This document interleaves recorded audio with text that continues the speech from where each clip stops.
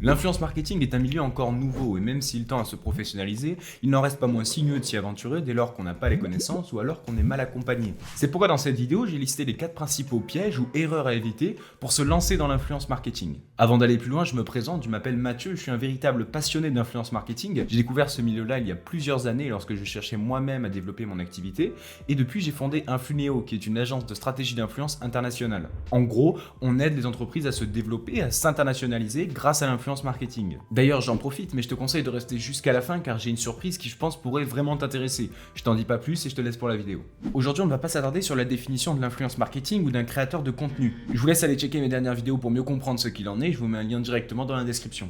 Le premier piège à éviter est selon moi de mettre tous ses œufs dans le même panier pour une première campagne, autrement dit, d'allouer tout son budget sur un seul et même créateur de contenu. Alors je dis première, mais pas seulement en réalité, mais alors pourquoi ça ? Lors de votre première campagne, l'objectif est surtout de comprendre votre cible et de regarder quels univers de créateurs de contenu ont le mieux fonctionné. Imaginons que vous allouez tout votre budget sur un seul et même créateur de contenu et donc de ne tester qu'un seul univers. Et imaginons dans un scénario pessimiste que ça ne fonctionne pas, alors dans ce cas la marque aura perdu du temps et de l'argent. Pourquoi ? Eh bien pour deux raisons, car premièrement elle risque d'avoir une mauvaise première expérience avec l'influence, mais également parce qu'elle n'aura pas testé tous les univers de contenu qui sont à sa disposition. Mon conseil est donc d'entamer une phase de test afin de comprendre ce qui fonctionne le mieux. De plus, les créateurs du même rang et au contenu similaire ont des abonnés en commun. Jouer sur plusieurs tableaux permet de pouvoir être vu et revu et ça m'amène au second piège à éviter qui est de ne pas faire de répétition. La répétition, c'est le fait pour une marque de réitérer une présence auprès d'une communauté similaire. En utilisant cette stratégie, vous travaillez réellement une audience qui va vous voir une fois, deux fois et trois fois et finir par vous retenir. C'est par exemple la stratégie qu'a employée NordVPN en France et on ne peut que constater que ça marche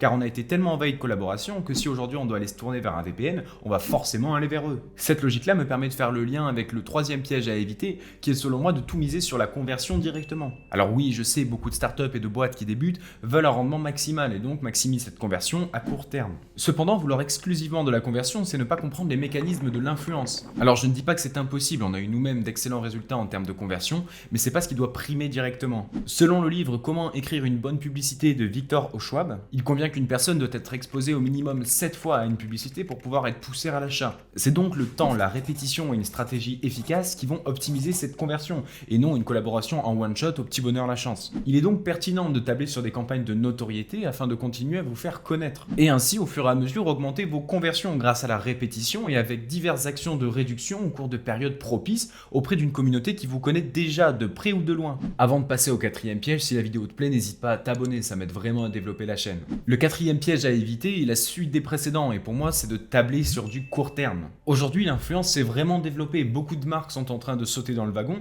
et les spectateurs voient des dizaines et des dizaines de promotions chaque jour.